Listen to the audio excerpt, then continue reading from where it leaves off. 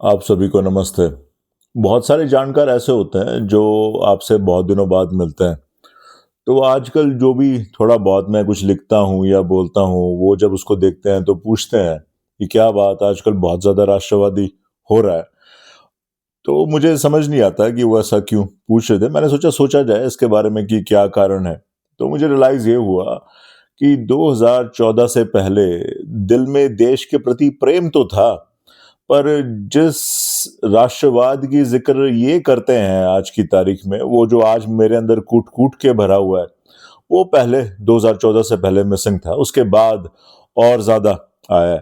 मुझे अपने हिंदू होने पे गर्व महसूस होता है। मुझे ये रियलाइज़ होता है कि भारत जो है वो हिंदुओं की धरती है, सनातन धर्म की धरती है। मुझे जो भारत के हिंदुओं के अगेंस्ट ऑपरेशन हुआ, एट्रॉसिटीज़ हुई, जो बाहर के लोगों ने आके करी, उन सब का आज की तारीख में ज़्यादा एहसास भी होता है और इसका जो क्रेडिट है वो भाजपा और आरएसएस की सरकार को जाना चाहिए। क्योंकि 2014 में जब मोदी जी आए जीत के सत्ता में, सेंटर में, तो मुझे याद है कि हमें ये भी बताया गया कि भारत जो है वो विश्व गुरु है, क्योंकि कांग्रेस के टाइम पे यही लगता था कि भाई डेवलपिंग कंट्री है, अपना ठीक-ठाक राम भरोसे काम चल रहा है, आगे बढ़ते जाएँगे। परंतु 2014 के बाद से ये रियलाइज़ कराया गया हमें कि भारत जो है उसकी पूछ है दुनिया में, उससे लोग विचार-विमर्श करते हैं। इंटरनेशनल जब भी कोई किसी भी दिशा में एक पॉलिसी मेकिंग होती है, तो भारत और भारतवासियों का ओपिनियन जो है वो that is taken into account. Modi ji ने हम सबको ये बताया कि हम विश्व गुरु जो हैं वो बन चुके हैं। तो ये जान के खुशी हुई, एक जो सेल्फ रेलेवेंस होती है being a citizen of India, वो बहुत भारी तरीके से महसूस हुआ कि अब मैं उस देश का नागरिक हूँ, जो विश्व गुरु कहलाया जाता है, जिसको सिर्फ लैंड ऑफ स्नेक चार्मर्स के तौर पे नहीं देखा जाता, जो नेहरू जी की वजह से वो उसको भारत को इस दिशा में मतलब इस रूप में देखा जाने लगा कि India is a land of snake charmers. Modi ji ने हमें ये बताया कि we are not any more a land of snake charmers, हम विश्व गुरु बन चुके हैं। और धीरे-धीरे फिर ये भी एहसास हुआ, क्योंकि भाजपा की जो राजनीति है वो आरएसएस से काफ़ी प्रभावित है। तो आरएसएस ने कभी हिंदुत्व का साथ नहीं छोड़ा। तो 2026 में हम आके खड़े हो गए और आज भी हम सबको ये जेन्युइन उम्मीद है कि हिंदू राष्ट्र बनाया जाएगा। पर धीरे-धीरे देखने में ये आया है कि हम ना डील-डील बहुत करने लगे हैं। जब भी आप कोई अखबार उठा लो या फिर आप ऑनलाइन पढ़ लें किसी भी न्यूज़ सोर्स को, तो हमें यही देखने को मिल रहा है कि भारत जो है वो डील उसके साथ कर ली, फलाने के साथ, ढिमकाने के साथ, डील मेकर, डीलर ज़्यादा दिख रहे हैं और एक जो देश होता है जिसके पास ताकत होती है, वो बहुत कम हो गया है। तो भारत की इमेज जो है वो इंटरनेशनल लैंडस्केप में, उसका नैरेटिव कहीं मायने रखता हो, वो तो चलो दूसरी बात है। कहीं भारत अपना नैरेटिव फोर्सफुली असर्ट करके भी रखता हो, वो भी नहीं दिख रहा। तो उसका कारण समझ नहीं आ रहा, क्योंकि मुझे याद मेरी फेवरेट मूवी है धुरंधर, उसमें वो कहते हैं कि ये नया भारत है, ये अंदर घुस के, घर में घुस के मारता है। मोदी जी के मुँह से भी मैंने ये बातें सुनी है कि ये नया भारत है। मोदी जी ने सर्जिकल स्ट्राइक्स कराई, इतना सक्सेसफुल ऑपरेशन सिंदूर किया, वो उसको और ज़्यादा खींच लेते, सिरे चढ़ा देते, तो हो सकता है कि पाकिस्तान मतलब भगवान की दया से आज बाल्कनाइज़ ही हो जाता, ताकि वो जो एक सोर्स ऑफ टेररिज्म है दुनिया भर में, ख़ासकर हमारे लिए, वो एग्ज़िस्ट नहीं करता उस फ़ॉर्म में जिस फ़ॉर्म में वो एग्ज़िस्ट करता है, क्योंकि पाकिस्तान की आर्मी जो है वो टेररिस्ट आर्मी है। तो ये जब नैरेटिव दिमाग में घूमता है कि भारत जो है वो नया भारत है, वो अपनी मिलिट्री माइट को भी काफ़ी अच्छे तरीके से असर्ट करता है और बाकी सब चीज़ें भी हैं। We are the fourth largest, third largest economy, जो भी, आई एम सॉरी मैं थोड़ा-सा याद नहीं है मुझे कि हम फोर्थ हैं, फिफ्थ हैं, थर्ड हैं। पर मुझे यकीन है कि हम टॉप 5 में हैं और बहुत ही अच्छे तरीके से आर्थिक व्यवस्था के हिसाब से आगे जा रहे हैं और बहुत कामयाब होंगे। पर क्या एक देश को सिर्फ़ सौदागर बन के रह जाना चाहिए?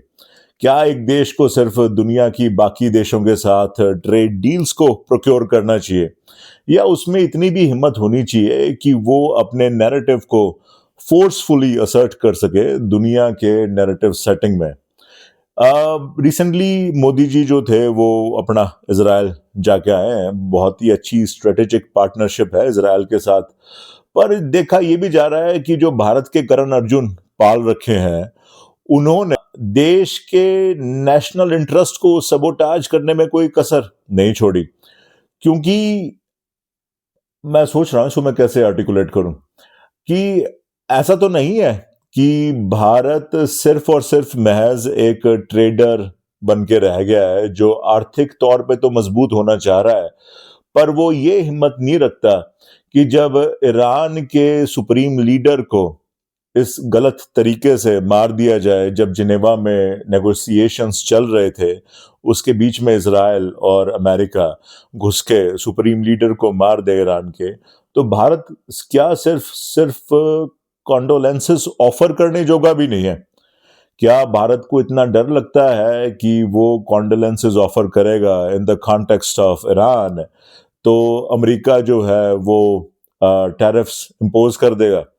और अगर इतना ही डरता है Bharat, I don't think so कि डरता है, मैं खुदा ना खास्ता भगवान ना करे कि भारत टैरिफ से इतना डरता है, तो ये विश्व गुरु वाली बात कहाँ तक सच है ये मुझे समझ नहीं आता, क्योंकि ये कृष्ण की धरती है। इसको धक्के से बुद्ध की धरती बनाकर और पेडल करना, मुझे लगता है ये सनातन धर्म को शोभा नहीं देता।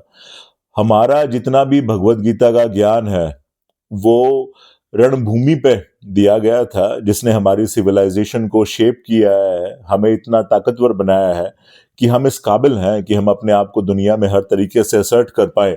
तो इसमें इतना परहेज क्यों कर रही है भाजपा सरकार कह लें आप या मोदी जी कह लें? याद होगा आपको कि जब द्रौपदी का चीरहरण हो रहा था, तो जो लोग जिन्होंने एक्शन नहीं लिया था, जो उसके खिलाफ बोले नहीं थे या जिन्होंने उसको रोका नहीं था, धर्म ने उतना ही आरोपी उनको पाया है जितना बाकियों को जिनके लिए एक्शंस को एट्रीब्यूट किया गया था कि उन्होंने गलत किया था।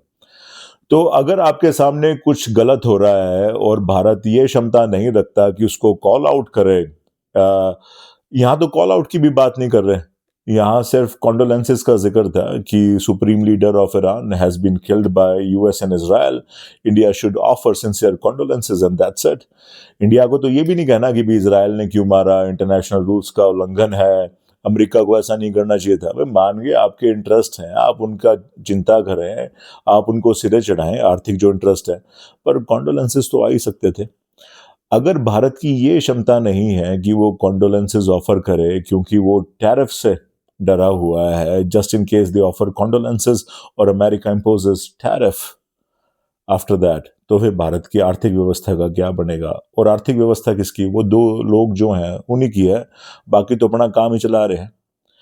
तो आई थिंक कि हमारे धर्म के हिसाब से ये भी जायज़ बात नहीं है।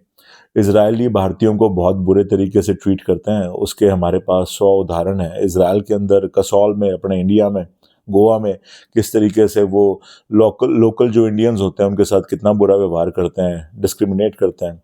उसके बावजूद ये कहना इजराइल जाके कि India is Motherland and Israel is fatherland, अब मे बी, पर ईरान को भी ये कहा था कि ईरान और भारत का जो रिश्ता है वो सदियों पुराना है, सेंचुरीज ओल्ड है। जब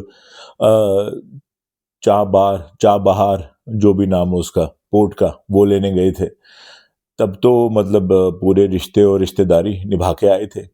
आज की तारीख में अमेरिका और इजराइल का डर, एप्स्टीन के गुंडों का डर इतना कैसे हो गया कि भारत एक नॉर्मल सी बात कहने में उसको थोड़ा सा हेजिटेशन हो रही है, तो ये समझ नहीं आता। तो ये याद हमें रखना चाहिए कि अगर आप अपनी जियोपॉलिटिक्स में असर्शन ना कर पाए, तो ऐसा विश्व गुरु होने का कोई फ़ायदा है नहीं। भारत की मिलिट्री माइट बहुत तगड़ी है, भारत की इकॉनमी बहुत तगड़ी है, भारत के हिंदू जो हैं, वो अपनी सिविलाइजेशन पे गर्व करते हैं।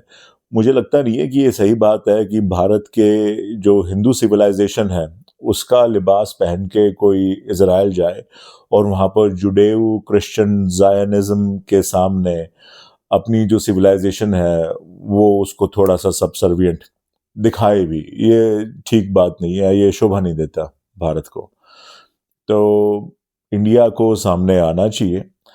जो खमेनेई है, अयतुल्ला ईरान का, जिसको मारा गया है, इंडिया बेशक ये ना कहे कि गलत तरीके से मारा, गलत हुआ, ये हुआ, वो हुआ, कम से कम कॉन्डोलेंसेस ऑफर करनी चाहिए।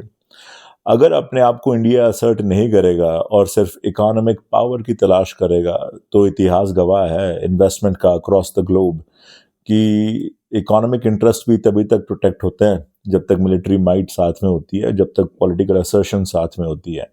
तो India has to learn to do that. ये कृष्ण का देश है, ये बुद्ध की धरती नहीं है। कोई गलतफहमी अपने दिमाग में दूर दूर तक ना पालें।